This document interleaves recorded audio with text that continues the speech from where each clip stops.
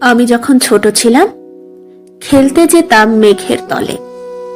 একদিন এক মেঘ বালিকা প্রশ্ন করলো কৌতূহলে, আই ছেলেটা, নাম কি রে তোর? আমি বললাম, ফুসমন্তর।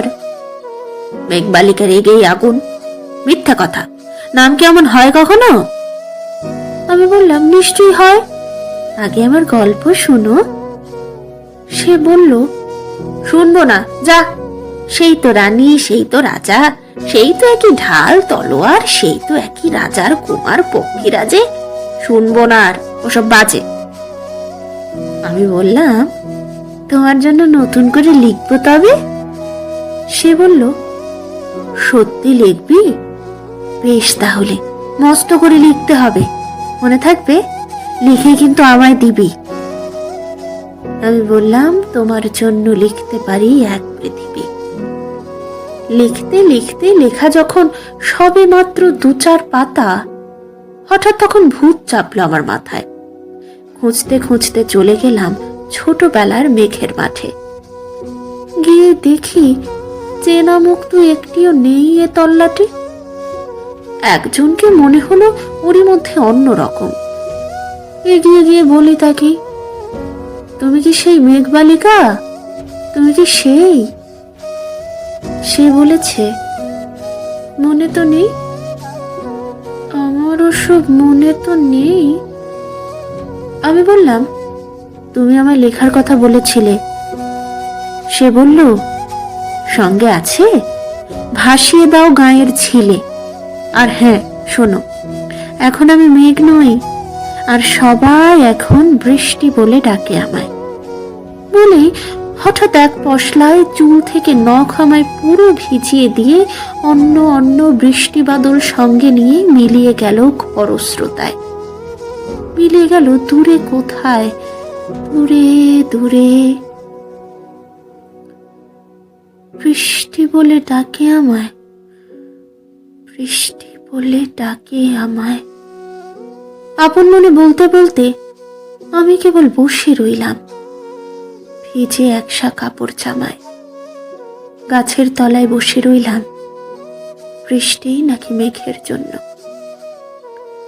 এমন সময় অন্য একটি বৃষ্টি আমায় চিনতে পেরে বলল, তাতে মন খারাপের কি হয়েছে? যাও, ফিরে যাও, লেখো আবার। এখন পুরো বর্ষা চলছে, তাই আমরা সবাই এখন নানান দেশে ভীষণ ব্যস্ত। তুমি যাও, মন দাওগে তোমার কাছে। বর্ষা থেকে ফিরে আমরা নিজেই যাব তোমার কাছে।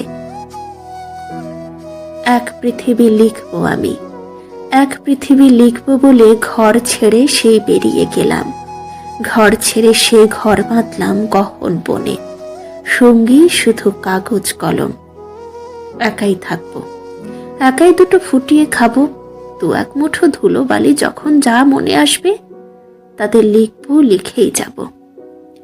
এক পৃথিবীর 100 রকম স্বপ্ন দেখার সাধ্য থাকবে যে রূপকথার, সে রূপকথা আমার একার।